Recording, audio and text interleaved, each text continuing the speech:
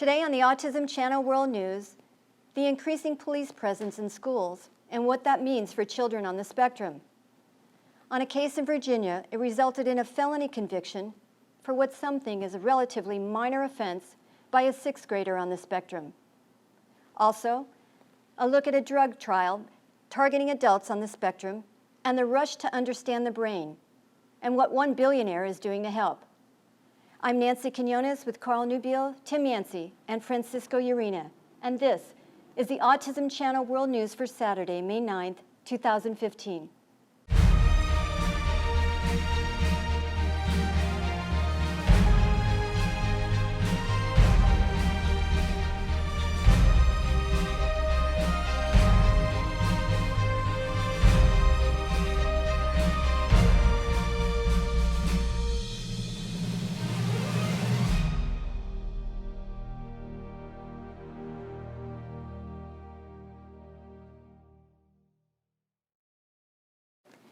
If you're on the spectrum and you have disciplinary problems in the U.S. school system, today you have a higher chance of those problems escalating to the police and courts.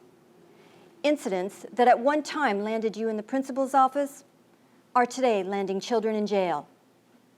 And if you're an African American, there's an even higher chance of being embroiled in the criminal justice system. And if you're in Virginia, you're in the state that has the highest percentage of cases referred to cops or courts. And that's why Governor Terry McAuliffe of Virginia is being asked to pardon an autistic African-American sixth grader from Lynchburg who wound up with a felony conviction assaulting an officer under circumstances that appear to be a natural outcome of sensory sensitivity issues. Francisco Urena joins us with an in-depth report. That sixth grader, Caleb Moon Robinson, has become the poster child for a citizens movement that is asking whether children's school misbehavior is being criminalized in a way that is becoming known as the school-to-prison pipeline. Caleb's story has caught the attention of social media, and that's why the Virginia governor is being asked to pardon him. But Caleb is the public face of a problem that is repeated thousands of times across the country, every school year, most often in secrecy. Even in Caleb's case, none of the people and organizations directly involved would speak with us on the record. Even the governor's press spokesperson acknowledged the governor is aware of the case and is concerned about issues that have been raised. But then went on to say he cannot comment about it because it involves a juvenile. Caleb's case came to light because a journalist named Susan Ferris spent months combing through public records. She's with the investigative news organization Center for Public Integrity. And we turn to the U.S. Department of Education's Office of Civil Rights, which has been periodically collecting data from schools across the country on all sorts of characteristics at their schools, including a category called referrals to law enforcement. Because those data include demographic information, the center was able to tease out some very interesting statistics, numbers that are bad news for the autism community in general, and doubly bad news for school-age autistic African Americans. And where you live makes a tremendous difference. In the District of Columbia, a little over 0.1% of students yearly get police or court referral. In Virginia, right next door, you're 13 times as likely to wind up in the criminal justice system. We did discover that in our analysis that Virginia's rate per 1,000 was very high. It was about almost 3 times the national rate that we found, which was about 3 per 1,000. And in Virginia, we found it was much higher, so we started looking into incidents that had been reported. We talked to people who work in as representatives for children, lawyers who represent children in special needs negotiations for individual education plans, and attorneys like public defenders who represent children in juvenile court. And we talked to many of them to ask them what they had been seeing. And that is how we came upon Caleb and some other stories that we zeroed in on. The CPI story got picked up nationally, and one of the outlets was Public Radio International. That caused journalist David Perry to write about it on his blog and in an article posted on Al Jazeera America. He joins us to pick up the story from there. The story from PRI focused on a young man named Caleb Moon Robinson. He is African American, he is autistic.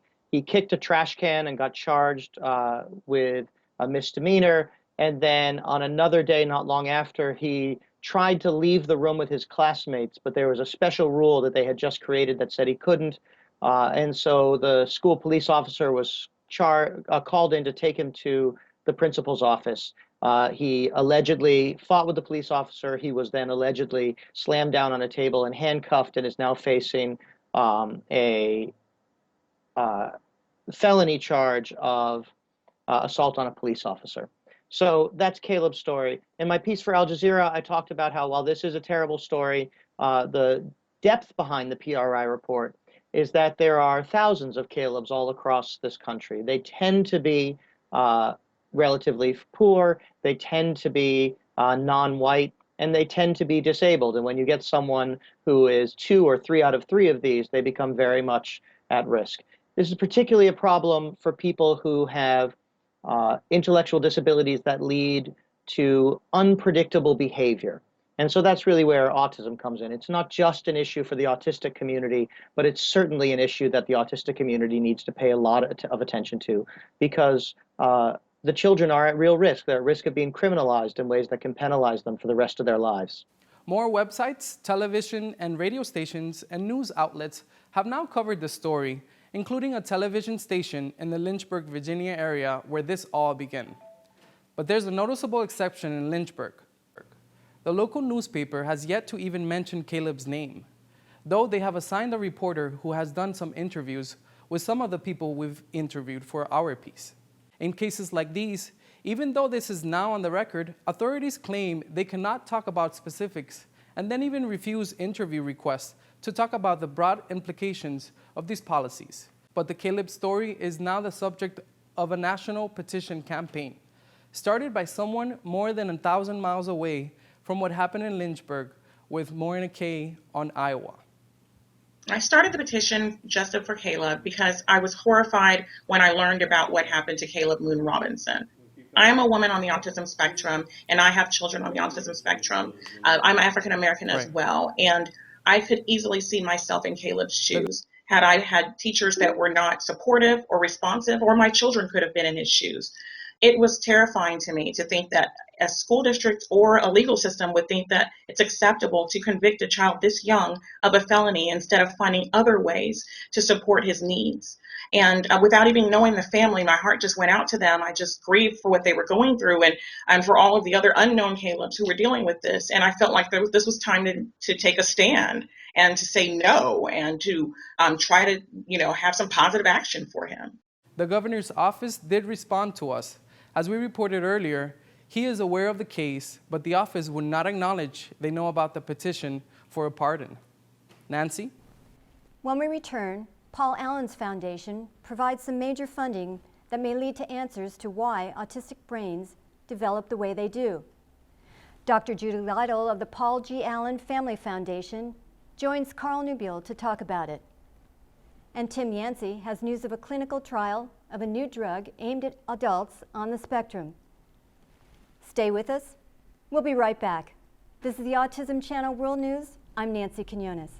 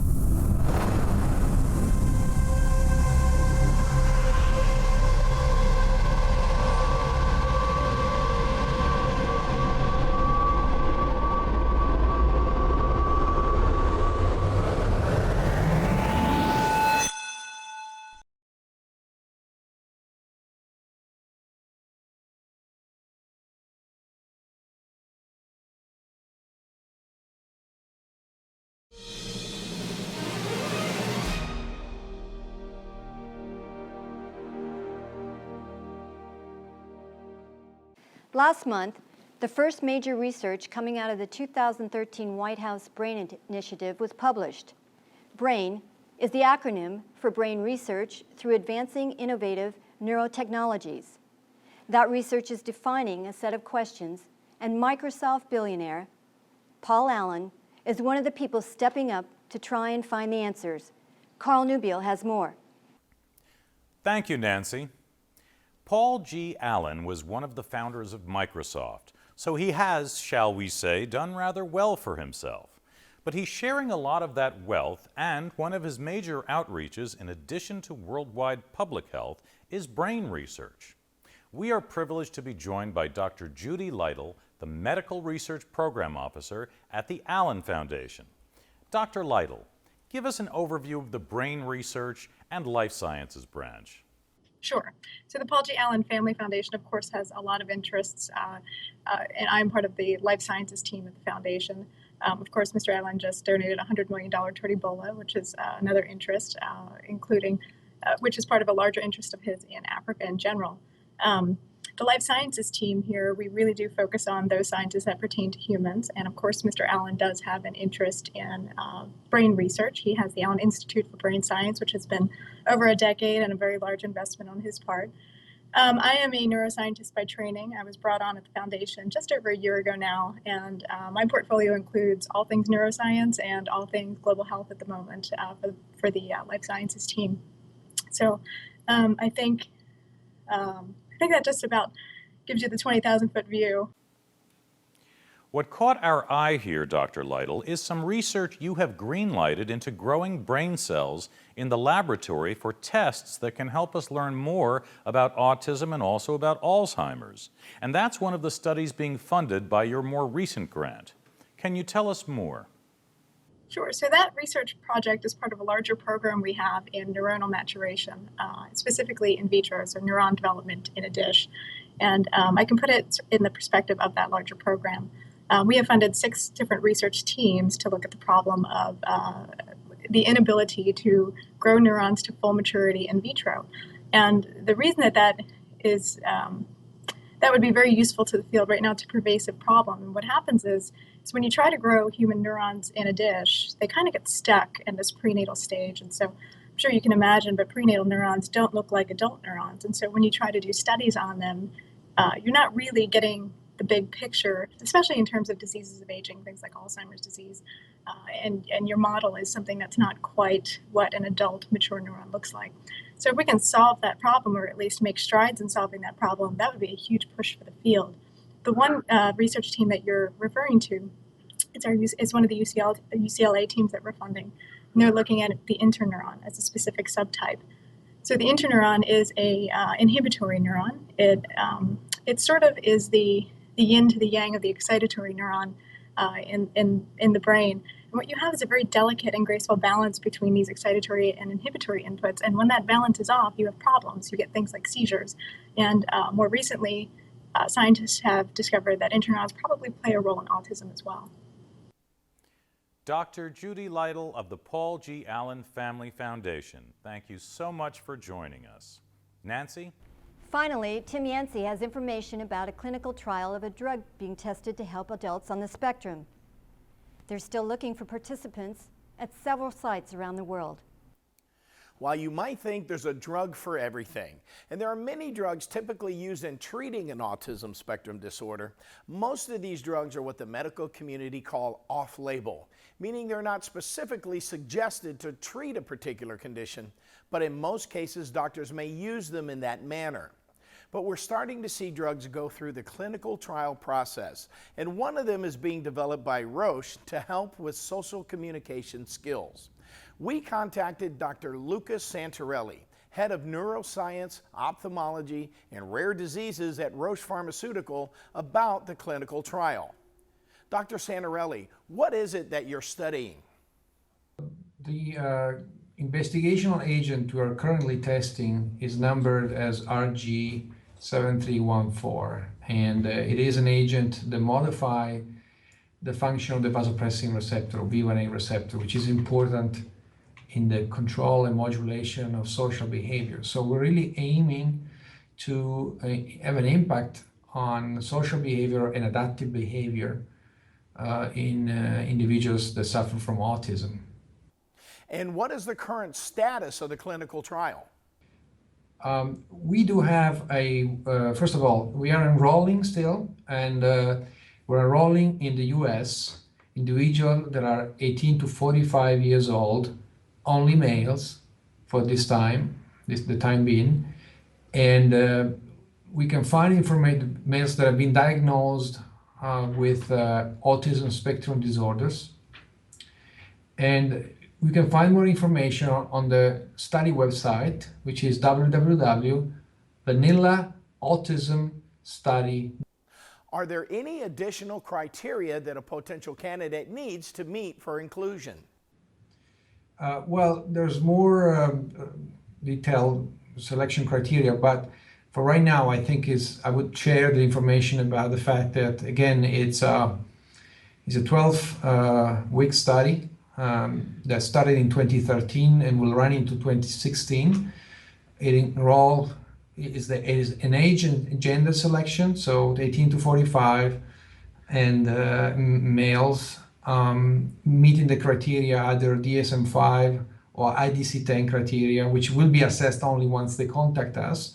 And then there are no other specific qualifiers which are public. Thank you, Dr. Santarelli, for joining us today.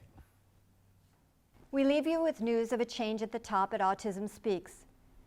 Bob Wright, one of the two original founders, is stepping down as chairman. He will remain on the board, as will his wife and co-founder, Suzanne Wright. That's the Autism Channel World News for Saturday. For our news team and everyone at the Autism Channel, join us again as we continue to unlock the wonders of autism. See you next time. I'm Nancy Quinones.